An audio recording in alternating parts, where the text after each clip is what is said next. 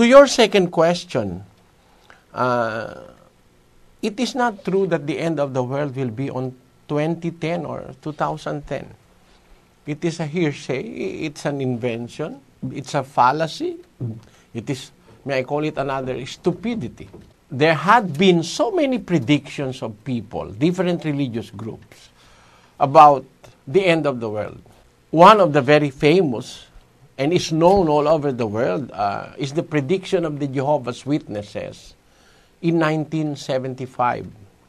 Although they have made so many predictions since the time of their leader, the founding leader of the Jehovah's Witnesses, which is Charles Taze Russell. But of all those predictions, the most popular is the prediction in 1975, where they said that the Battle of Armageddon will take place.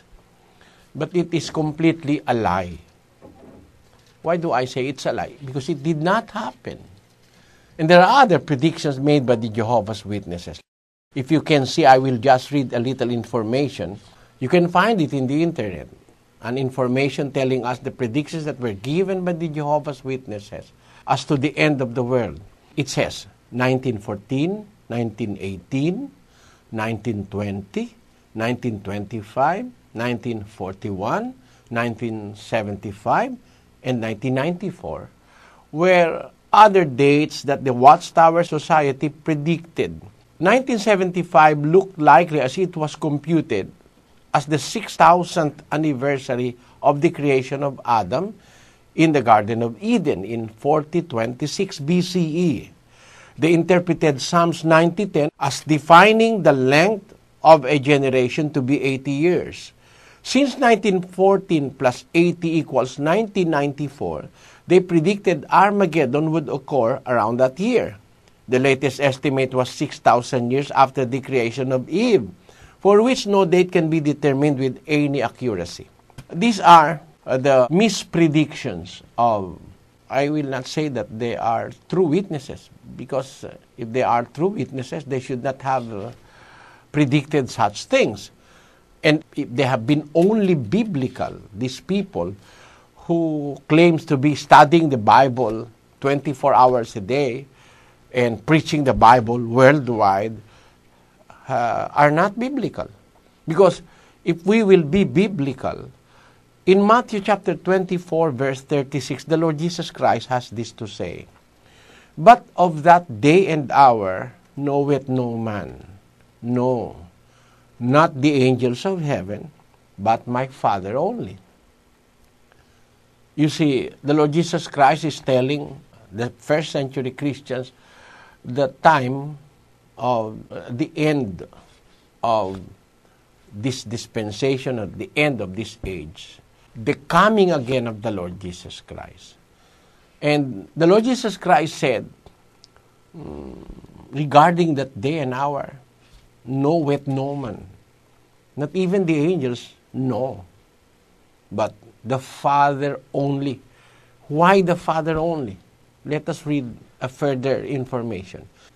When they therefore were come together, they asked of him, saying, Lord, wilt thou at this time restore again the kingdom to Israel? And he said unto them, It is not for you to know the times or the seasons which the Father hath put in his own power. It is only the Father who knows what time or what season something that he said will happen. No man can ever predict this. Not even angels can predict those seasons and times that God has put in his own power. That is the discipline we get from the Bible. So, no man or nobody can say when will the end of the world will be. There is an end of the world. You said in your question that, in your opinion, when people die, it is the end of the world for them. No. Seemingly, it sounds that for you, there will be no end of the world. I disagree to that. There definitely is an end of the world because it was the Lord Jesus Christ who said that. Let me read 28:20 of the book of Matthew.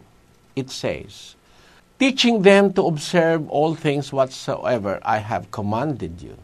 And lo, I am with you always, even unto the end of the world. There is an appointed end to the world. The world will end. It is further clarified by the apostles of the Lord Jesus Christ. Let us read in 2 Peter chapter 3, verse 7 and 10. But the heavens and the earth, which are now, by the same word are kept in store, reserved unto fire against the day of judgment and perdition of ungodly men. 10. But the day of the Lord will come as a thief in the night, in the which the heavens shall pass away with a great noise, and the elements shall melt with fervent heat, and the earth also and the works that are therein shall be burned up. The Apostle Peter said that the earth and the works that are therein shall be burned up. There really is an end of the world. But no human has the knowledge or the capacity to say that it will end on a particular date. It will end in a particular day, in a particular time, but no man was given by God the power to predict or to know when will that be. So anybody who guess or anybody who calculate that the end of the world will be on that day or on that year, may I say, they are misled by their minds which do not seem to be biblical. Because I want you to note this, sister. These people are misguided. They are misinformed. Just like the prediction made by the Jehovah's Witnesses, they calculated that a generation is 80 years. Then, as we have read, it is their interpretation, and they said that from the creation of Adam to the 6,000th year, sometime in 1994, is totally a lie. It's a lie. Scientifically and biblically, it's a lie. Why do I say that? It is not true that Adam was created 6,000 years ago only. No, it is not true. It's not biblical. Why do I say that?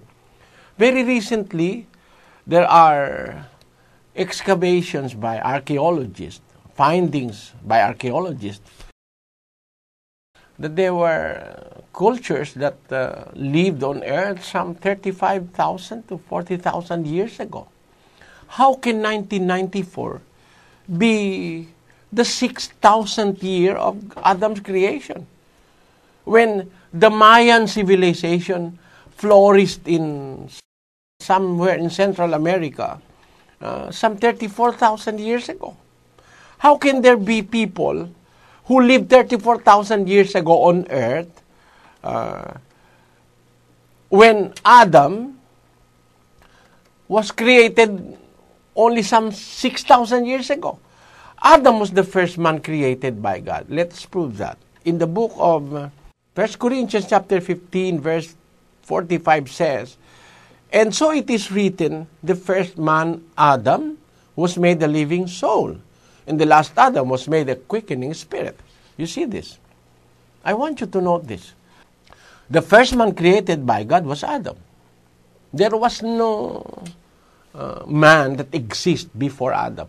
If Adam was only created 6,000 years ago, as the Jehovah's Witnesses claim, how can there be Mayans of the Mayan civilization that existed 34,000 to 35,000 years ago? Let us read that. Here is an information from the internet that I'm going to read to you. It reads like this. Ancient Mayan civilization, perhaps as early as 35,000 years ago, nomadic people came from Asia to the Americas across the frozen Bering Strait. In the course of many millennia, their descendants settled in and adapted to different environments, creating many cultures in North America, Central America, and South America.